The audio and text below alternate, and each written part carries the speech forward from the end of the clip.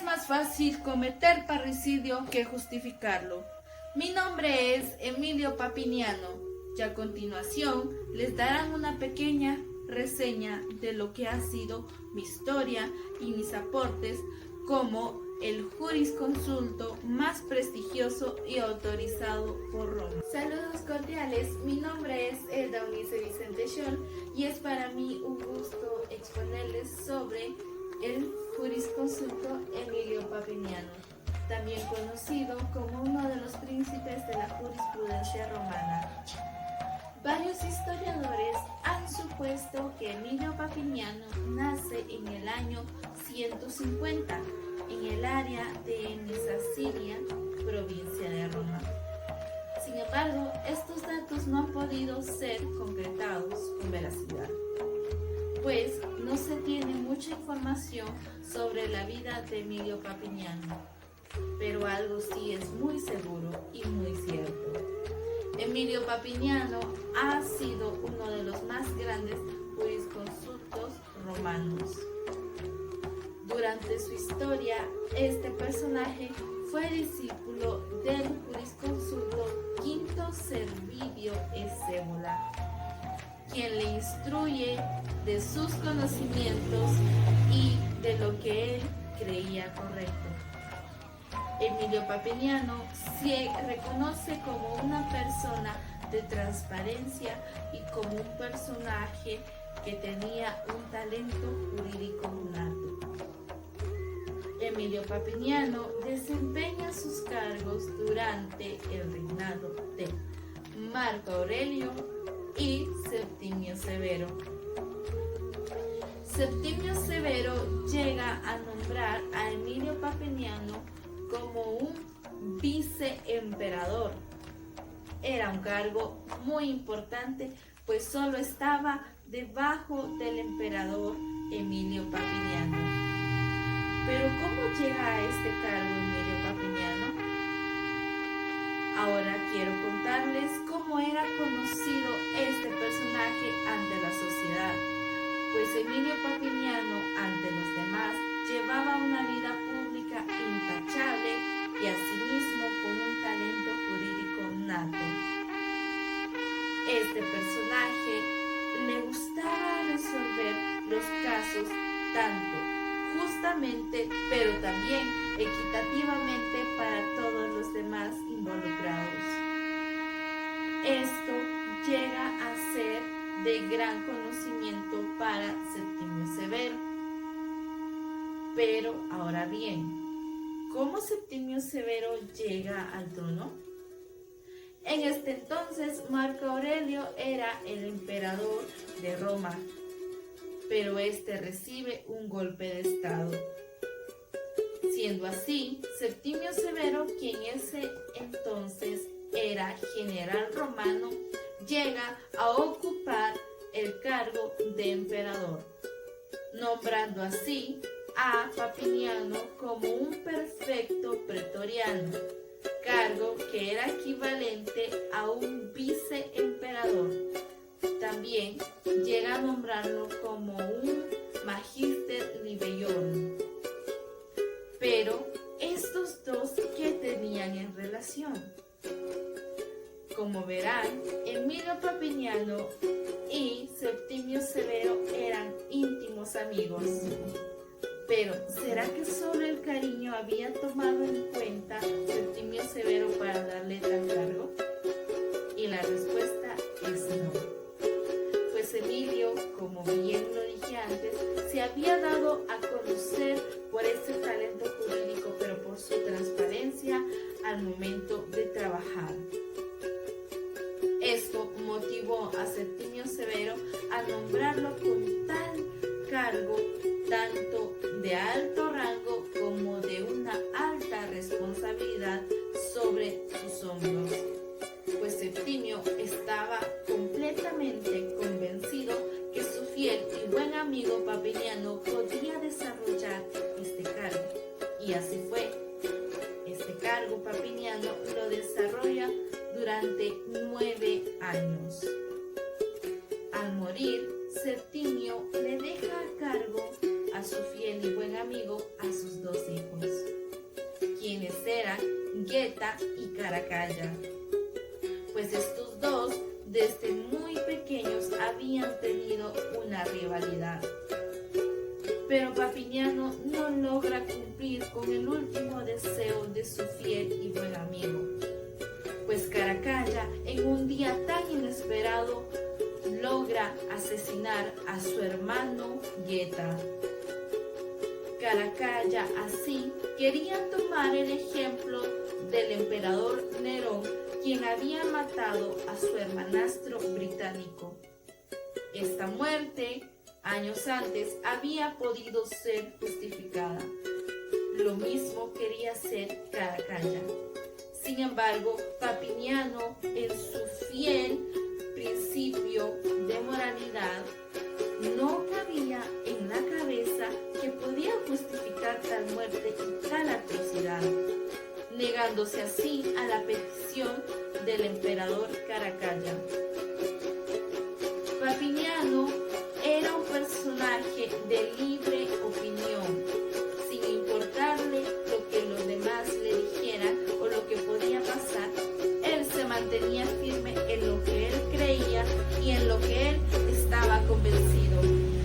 Siendo así, en este preciso momento, cuando Caracalla le pide tal atrocidad, él dice a viva voz: es más fácil cometer parricidio que justificarlo. Caracalla enfurece con Papiniano. Tanta fue la ira que lo manda a ejecutar, muriendo así Papiniano en el año 212.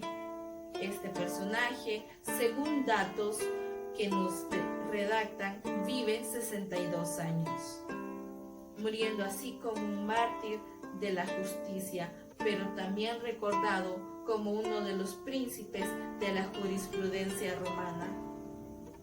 Asimismo, Papiniano deja 596 fragmentos escritos en él. Siendo así, Emilio Papiniano muere siendo un mártir de la justicia y dejando un ejemplo y un legado de transparencia y de sus principios y valores. Pero no solo eso, también nos ha dejado grandes conocimientos, los cuales quiero exponer ante ustedes. Las cuestiones escritas en 37 libros antes del año 198. Las responsas escritas en 19 libros entre el año 204 y el año de su muerte. Aparte de ello, también encontramos 2 obras de Adulteris, 2 libros de definiciones y un texto en griego, en el cual él exponía su punto de vista de cómo debían de comportarse los funcionarios públicos. Tiempo después, Teodosio II y Valentiniano III deciden tomarlo en cuenta entre los más grandes jurisconsultos, dada su historia. Entre ellos también podríamos encontrar a lo que fueron Gallo, Urbanio, Paulo y Modestino, jurisconsultos de una gran vida que nos deja grandes lecciones. Aparte de ello, encontramos que Papiniano fue muy reconocido y también podemos encontrar un monumento en su honor, el cual se encuentra en la plaza de la Villa de París, cerca del Tribunal Supremo. Siendo así, compañeros, les invito a que podamos tomar el ejemplo de este gran jurisconsulto, siendo transparentes y llevando una vida digna y de gran provecho. Colegas míos, jurisconsultos, esta ha sido mi historia y estos han sido mis aportes, esperando hayan sido y sean de provecho para ustedes. Hasta luego.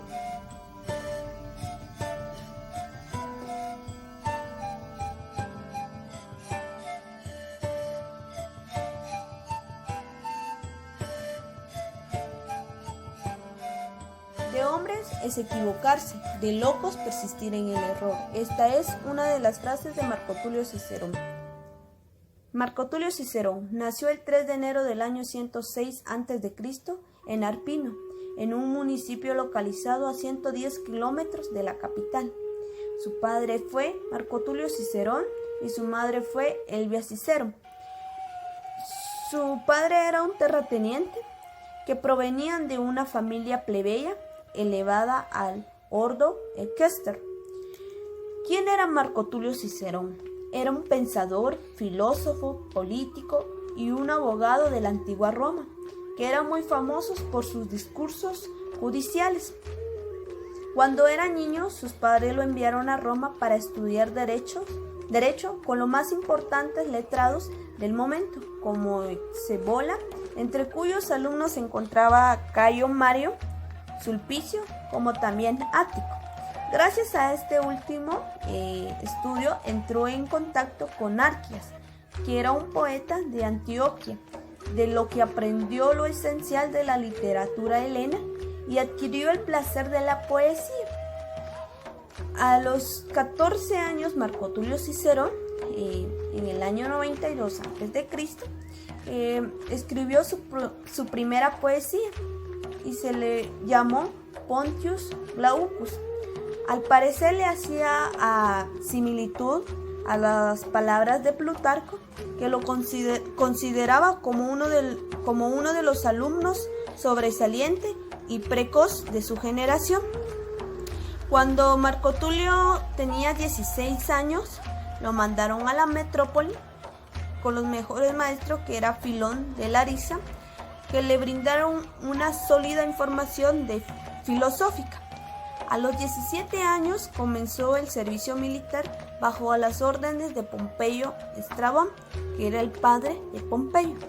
Durante la guerra social, que fue en el año 91 y en el año 88 a.C., Marco Tulio Cicerón se enfrentaba a Julio César, poniéndose de parte de Pompeyo Civil, pues sabemos que Julio César ganó y llegó al poder, y siendo así le perdonó la vida a Marco Tulio Cicerón.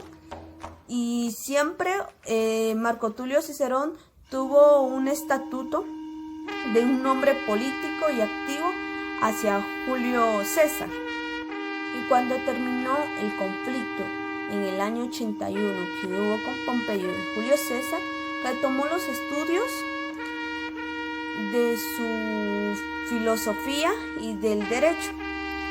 A los 27 años contrajo matrimonio con Terencia, que era su esposa, quien tuvo 2 hijos, que era Tulia, nacida en el año 79 a.C., y su segundo hijo, que era Marco Aurelio, nacido en el año 65 a.C. En el primer año recibió las enseñanzas de Antíoco de Ascalón, académico ecléctico y sucesor de Filón de Larisa, muy marcada por la doctrina aristotélica y estoica. Finalizando el periodo de formación retórica y filosófica, en el año 76 a.C., retornó a la capital. De vuelta a Roma, prosiguió con sus estudios. Comenzó su carrera política en el año 75, alcanzando el puesto de cuestor, que era el primer paso del cursus honorum, que significa era el nombre que recibía la carrera política o escalón de responsabilidad públicas en la antigua Roma. Marco Tulio Cicerón hacía demasiados discursos judiciales para ganar mucha fama, pues estos discursos le ayudaban para su carrera política. Al pronunciar muchos discursos hacia el Senado y las asambleas ciudadanas, ¿verdad? En el año 70 comienza a ser reconocido a raíz del proceso contra Verres. ¿Quién era Verres? Verres fue un político romano conocido principalmente por su tiránico gobierno de Sicilia. Cicerón representa a Verres, acusándolo por ser un tiránico gobierno, pues como sabemos que Marco Tulio Cicerón era un buen abogado, entonces a Verres lo defendió de la mejor manera. También hubo una del poeta Archias, que decía pro Archia poeta, era la defensa de Arquías.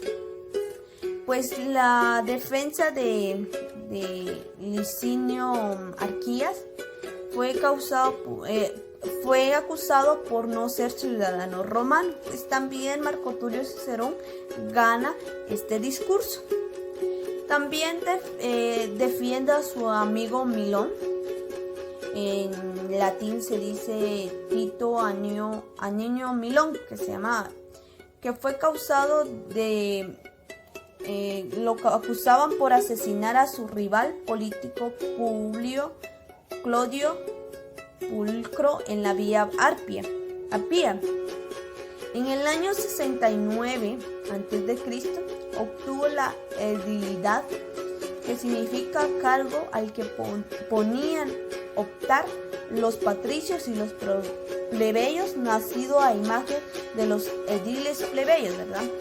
En el año 66 la pretura es el mismo, pues defendió el proyecto de la ley del tribuno de ser de la plebe Manilio, que proponía conceder a Pompeyo el mando de la lucha contra Mitridates.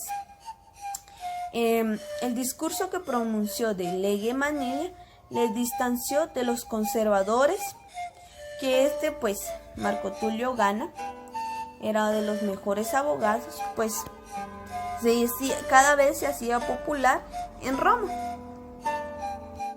Pues en el año 63 a.C., Marco Tulio Cicerón llega a optar con el puesto de consulado. Pues, ¿qué era consulado?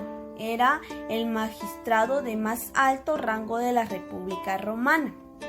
Pues Marco Tulio Cicerón, imponiéndose en las elecciones de Catilina en el año 63 con la ayuda de su hermano Quinto, con ello se convertía en el primer cónsul, que se le llamaba Homo Novus. En 30 años, Homo Novus fue la expresión usada en la antigua Roma para designar a los hombres que eran los primeros de su familia en acceder al Senado romano.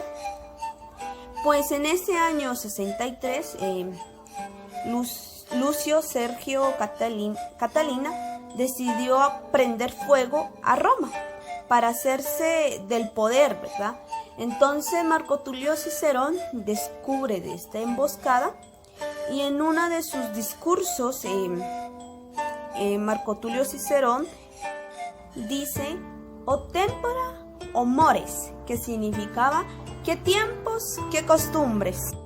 Pues esta fue una de sus discursos incriminadores hacia Catalina. Gracias al descubrimiento de la emboscada de Catalina, pues le otorga una gran fama a Marco Tulio Cicerón.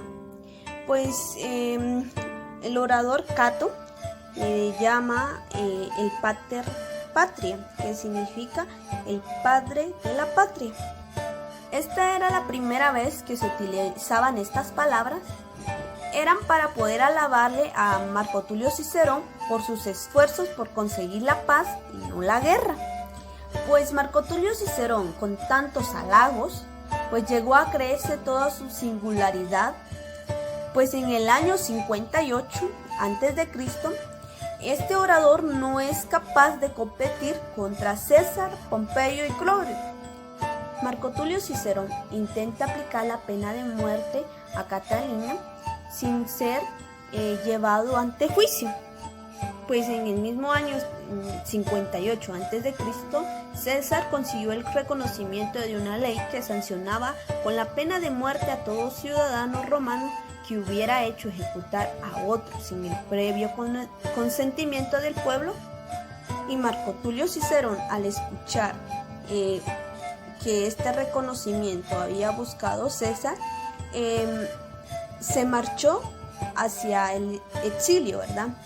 Entonces, al regreso a Roma, solo podía ser únicamente hasta que muriera Julio César.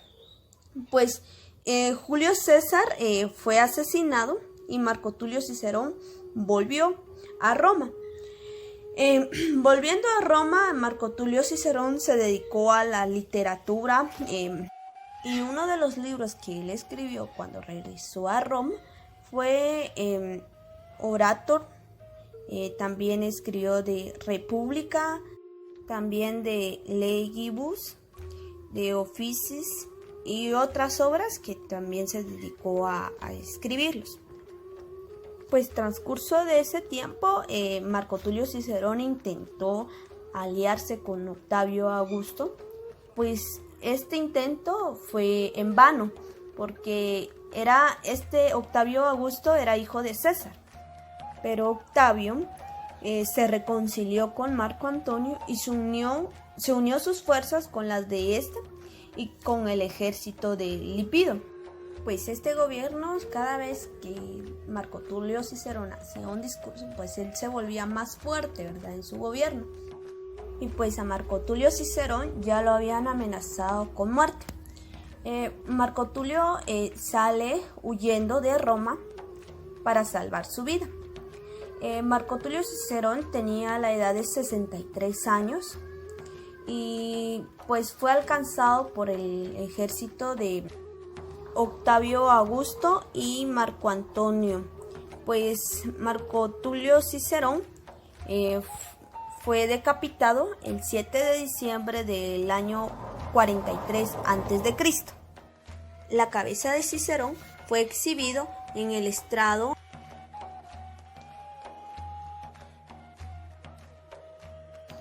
Hola a todos, mi nombre es Mayra Cacao, estudiante del segundo semestre de la Facultad de Ciencias Jurídicas y Sociales de la Universidad Mariano Gálvez de Guatemala. Me tocó formar parte del grupo que se encargó de investigar a unos cuantos historiadores romanos y especialmente me tocó la biografía del historiador romano Tito Livio, que realizó un gran aporte también a la historia de Roma en su momento, y me gustaría poder invitarles para que puedan acompañarme y conozcamos juntos la vida, la biografía y el impacto de esta persona en la antigua Roma. Que él nació en la ciudad de Padale, actual Padua, entre los años 64 y 59 a.C., proveniente de una familia burguesa medianamente estable económicamente, pues tuvo la oportunidad de poder iniciarse en el mundo de las artes, principalmente la literatura, influenciado grandemente por las tradiciones helenísticas, ¿verdad? Ya de adolescente, pues él se introdujo dentro del mundo de la retórica, la filosofía y la crítica literaria, que como bien sabemos, pues la crítica literaria se especifica en el análisis de todas esas obras o escritos romanos antiguos y el aval de ellas. Posterior a esto, en el contexto de Tito Livio sucedía la guerra civil. Para la etapa de adolescencia de Tito Livio, la guerra civil dio a su fin, ganando así el emperador Augusto en ese momento, por lo cual a él se le facilitó el sueño de poder trasladarse hacia la capital romana en ese momento, ya que el traslado de un lugar a otro se había vuelto algo pacífico, por lo cual él ya tuvo la oportunidad de trasladarse y al poder llegar a la capital romana, pues ya pudo cumplir ese sueño de poder ampliar sus conocimientos, de poder introducirse más dentro del mundo de la literatura, ya que tuvo acceso a las obras de los cronistas e historiadores grecolatinos en ese momento. También ya tuvo el contacto con la aristocracia local, incluyendo al mismísimo emperador Augusto en ese momento. La aristocracia local pues es esa clase social que obtenían títulos firmados o asignados por el mismo rey, ya sea a ellos en ese momento o que han sido títulos que ellos heredaron de sus antepasados. Tito Livio se convierte en alguien muy admirado por el emperador Augusto debido a que defendía grandemente sus convicciones republicanas, ¿verdad? Por lo cual el emperador Augusto le llamó el Pompeyano. y debido a esta cercanía que él tuvo con el emperador Augusto, pudo conocer los planes de este, o el emperador Augusto le comentó sobre uno de los planes que él tenía, que era la incorporación de las costumbres antiguas romanas a los ciudadanos, para poder ellos sentir esa grandeza y ese patriotismo dentro de sí mismos. Por lo cual este Tito Livio se vio inspirado a escribir alguna historia sobre las situaciones económicas que se daban en la antigua Roma, o sobre las instituciones públicas y económicas que se daban. Debido a esta falta de profundidad en el análisis que él tenía, pues él no tuvo también ese acceso a obtener un puesto político o diplomático. Pues bien, él estudió todos estos sucesos de la Roma antigua gracias a todas esas fuentes secundarias, como comentaba, de obras de otros historiadores romanos, ya que no contaba con testimonios personales por el tiempo en el que sucedieron en la Roma antigua. Pues bien, rescata todos estos valores de la Roma antigua dentro de las obras que él tenía. Y para poder culminar ya esta biografía del historiador romano Tito Livio, me gustaría poder comentarles que la muerte del emperador Druso el Mayor fue quien fue marcando como este final de la obra y de todos los actos que él realizó dentro de la Roma antigua, y que esta obra abarcó aproximadamente 760 años, por lo cual pues él, posterior a ello, ya regresó a su actual Padavium, como habíamos mencionado en el principio, actual Padua, y fue donde él pasó como sus últimos años de vida, y fue también el lugar donde él falleció.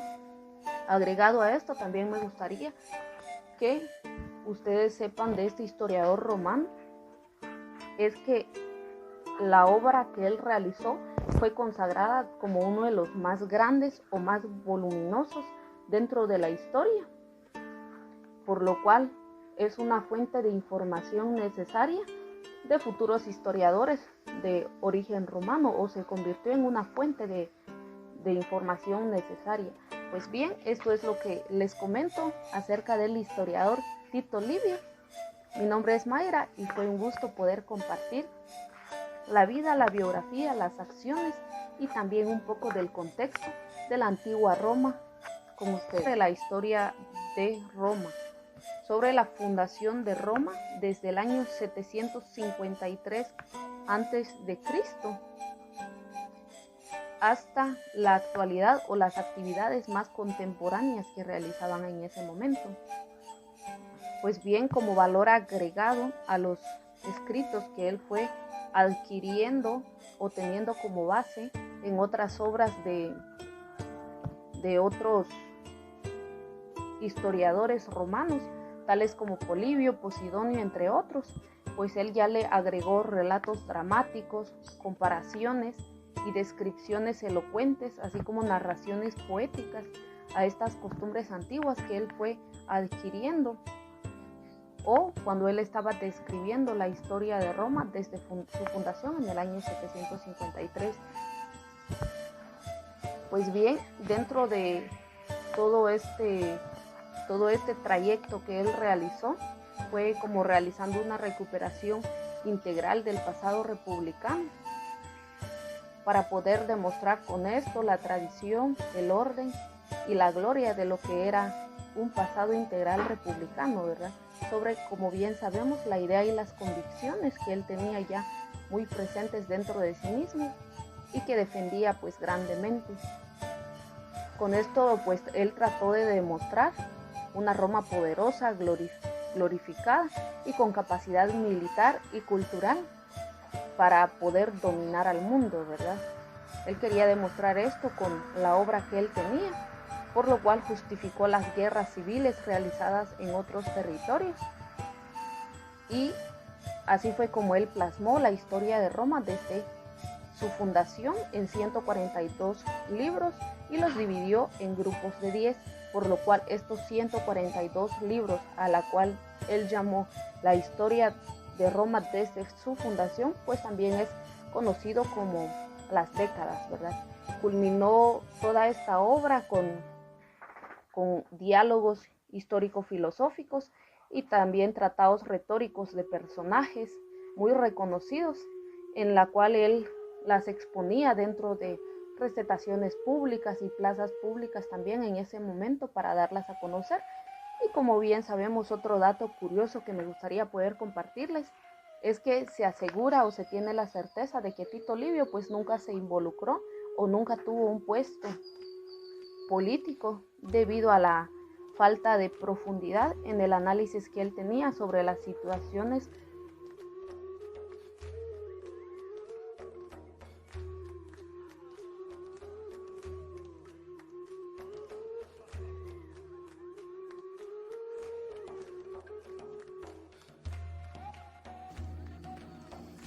Hoy les voy a hablar de Plutarco, uno de los más grandes historiadores de la humanidad.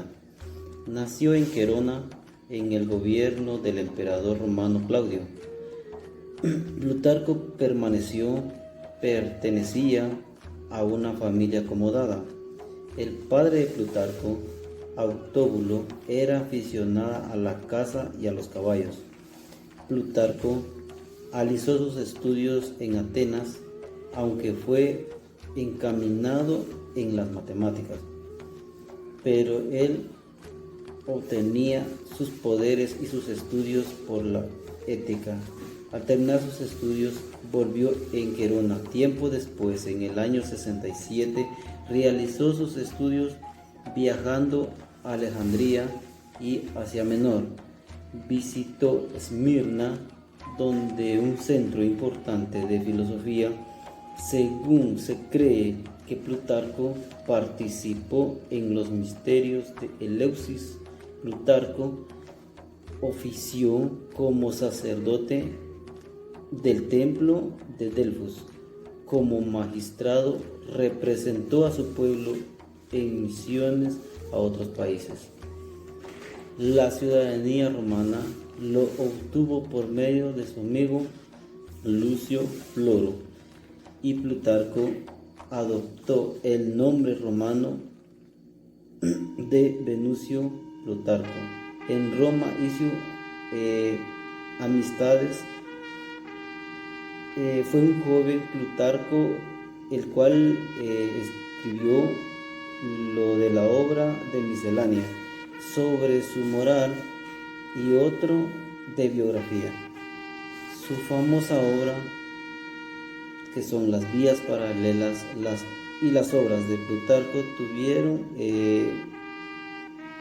una gran literatura hispánica en la literatura francesa y en la literatura anglosajona.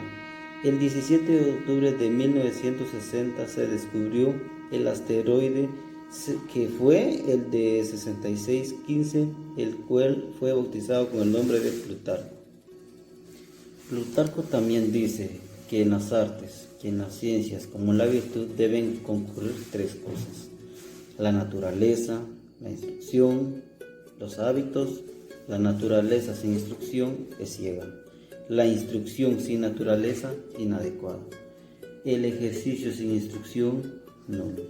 No podemos hablar mal de aquellos padres que van a ser maestros de sus hijos por ignorancia o por alguna situación. Ponen a sus hijos de ejemplo de personas que no tienen razón. Cultivar la tierra es necesario que ésta sea fértil, que el labrador sea entendido y que las semillas sean buenas.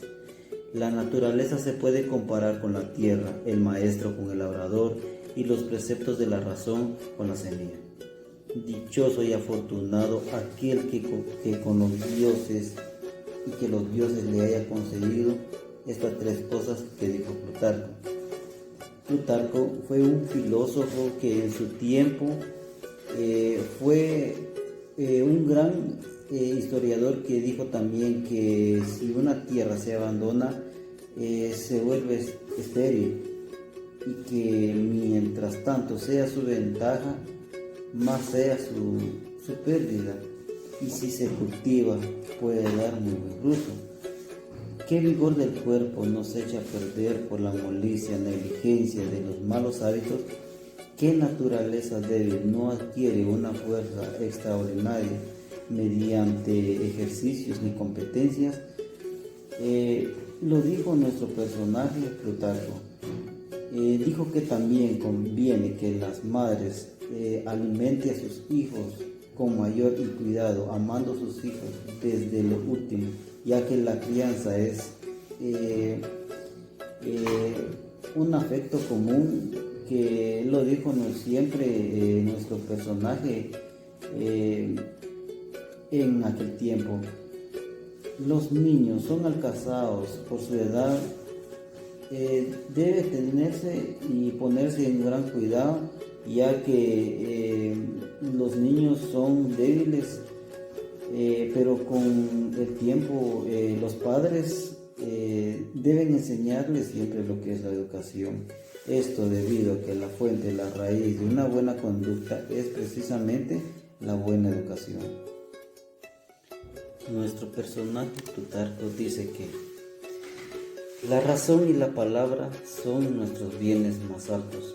La razón domina la palabra y la palabra obedece a la razón, que así no está sometida a la suerte, ni nos puede ser arrebatada, ni es amenazada por la mayoría de las enfermedades, ni se destruye con el paso del tiempo. Más bien la razón avanza al avanzar nuestra edad, volviéndose más joven y más hábil mientras más envejecemos. Algunos padres llegan a tal grado de avaricia y hasta odio hasta sus propios hijos, que para no pagar mejores salarios eligen como maestro de sus hijos a hombres de poca estima, con lo que consiguen una ignorancia, el cual que conforme el tiempo o a la larga nuestros hijos van a ser ignorantes. El hijo siempre va a conseguir una buena educación si nosotros conseguimos personas que les den una buena educación. Nuestros antepasados, en lo que es en nuestra riqueza, y así como viene, como pueden marcharse una gran riqueza, además es el blanco para los que buscan bolsillos ajenos, pero sobre todo lo más destacado, hasta los individuos más ruines pueden ser muy ricos.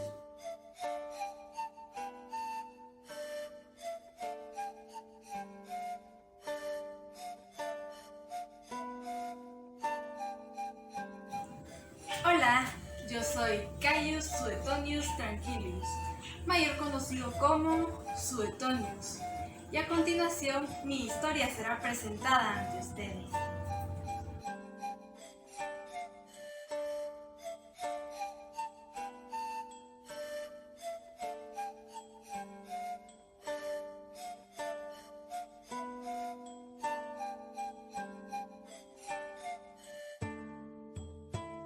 Gaius Suetonius Tranquilius, o Caius Suetonio Tranquilo. Fue un historiador y biógrafo romano durante los reinados de los emperadores Trajano y Adriano. Formó parte del círculo de amistades de Plinio el Joven y al final del mismo emperador Adriano, hasta que cayó en desgracia por enemistarse con este. Nació alrededor del 70 después de Cristo en la costa africana y murió después del 123, según los datos que se han podido recopilar hasta el momento. Aunque en su época no fue muy conocido, tuvo fama luego de su muerte gracias a su obra La vida de los 12 Césares, también conocida en latín como De Vita Caesarum, la cual contiene información valiosa sobre la vida de los gobernantes de Roma, entre los cuales se encuentran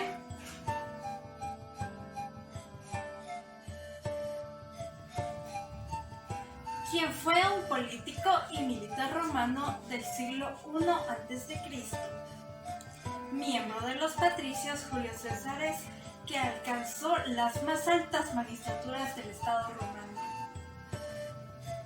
y dominó la política de la República tras vencer en la guerra civil que le enfrentó al sector más conservador del Senado.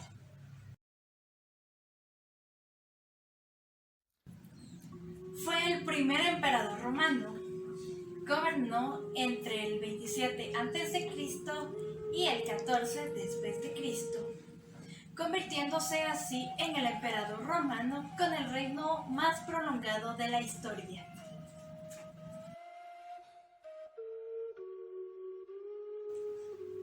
Fue el segundo emperador romano, perteneciente a la dinastía Julio-Claudia, del año 14 al 37. Además, en su juventud fue uno de los más grandes generales de Roma.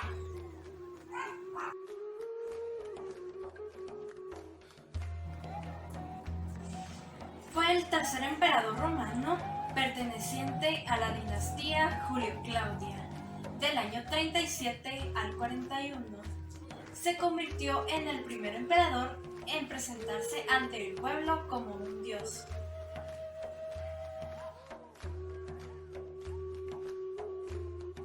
Fue un historiador y político romano, el cuarto emperador romano de la dinastía Julio-Claudia, y gobernó desde el 24 de enero del año 41 hasta su muerte en el año 54.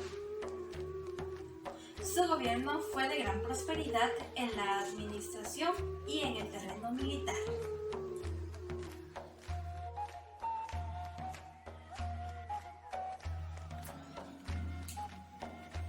Fue emperador del Imperio Romano entre el 13 de octubre del 54 y el 9 de junio del 68. También fue el último emperador de la dinastía Julio-Claudia.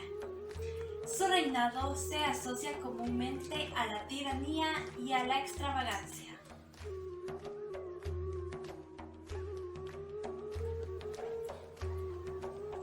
Fue emperador del Imperio Romano desde el 8 de junio del 68 hasta su muerte. Fue el primero de los 4 emperadores que ocuparon el trono de Roma durante el año 69, el cual era bien conocido como el año de los 4 emperadores.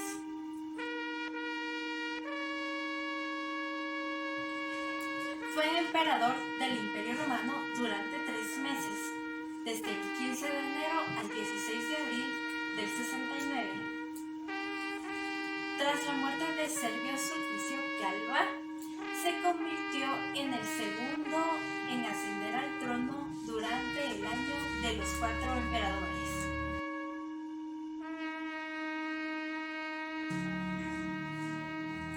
Fue emperador del Imperio Romano desde el 17 de abril del 69 hasta el 22 de diciembre de ese mismo año.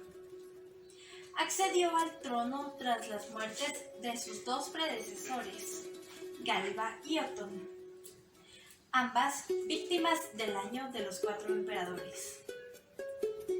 A su ascenso, el trono se convirtió en el primer emperador que añadió el cognomen honorífico de Germánico a su nombre, en vez del de César.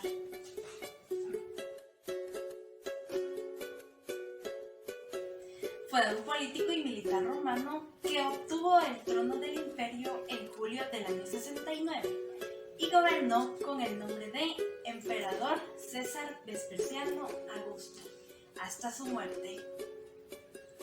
Además, fue el fundador de la dinastía Flavia, quien gobernó el Imperio Romano desde el año 69 hasta el año 96.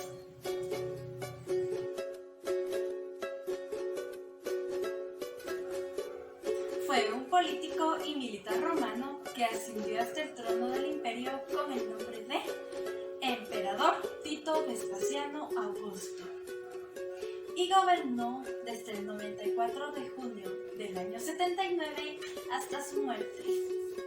Lo más importante de su reinado fue su programa de construcción de edificios públicos en Roma.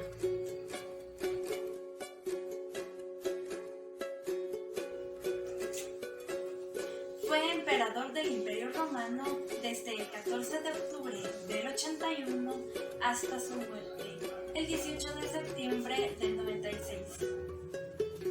Fue el último emperador de la dinastía Flavia, la cual reinó sobre el Imperio Romano desde el año 69 hasta el año 96 y abarcó los reinados de su padre, Tito Flavio Vespasiano, del 69 al 79, de su hermano mayor Tito, del 79 al 81 y finalmente el suyo propio, del 81 al 96. Con esta obra se brindó a la historiografía una gran cantidad de datos sobre la vida privada y el gobierno de los emperadores romanos, aunque por desgracia no distingue con claridad las anécdotas de los hechos históricos, debido a que Cayo Suetonio escribía con sencillez y le gustaba escribir historias escandalosas que son las mismas que le dieron la popularidad a su obra hasta el día de hoy. Cabe mencionar que la influencia que tuvo en la literatura fue tan grande que incluso Shakespeare tomó muchos de los datos que ofreció para su obra, La tragedia de Julio César.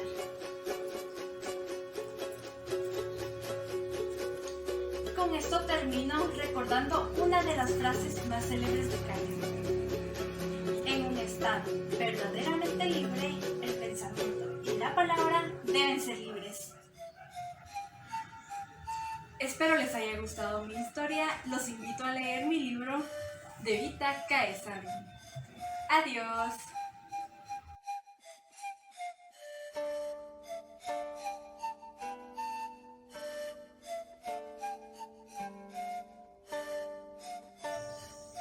Hola, mi nombre es Julius Paulus Prudenticino.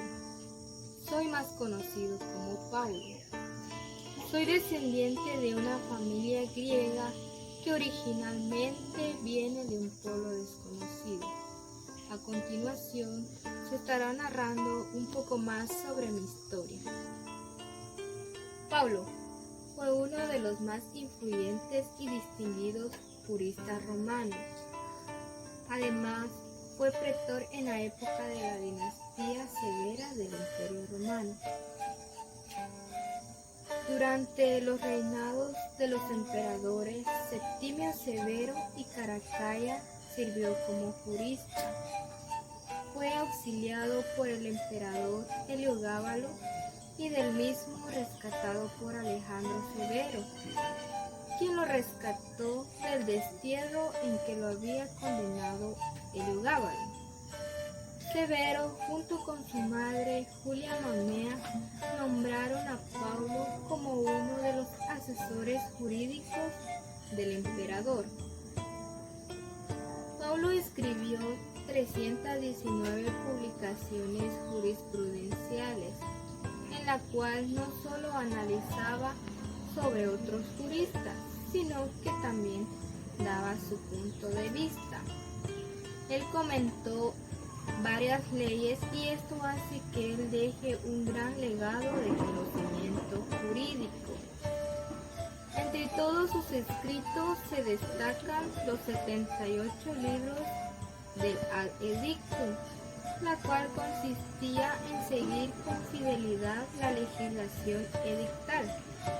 También escribe 2 libros más en la cual él analizaba sobre los edictos edilicios. Él comentó varias leyes y senado consultos en la cual trataba sobre el derecho fiscal y penal. También comenta las leyes de Augusto y dedica 16 libros a las obras de Sabino. Entre las dedicatorias a las obras de Sabino, él se centraba en los aspectos del derecho civil. Pablo es el segundo jurista más citado en la Digesta después de Ulpiano. Se dice que Pablo sufrió muchas críticas por sus demás colegas, ya que lo tachaban de tener un lado oscuro y de ser muy sutil en su razonamiento. Pero la realidad es que él tendía hacia una petrificación dogmática de sus conceptos clásicos.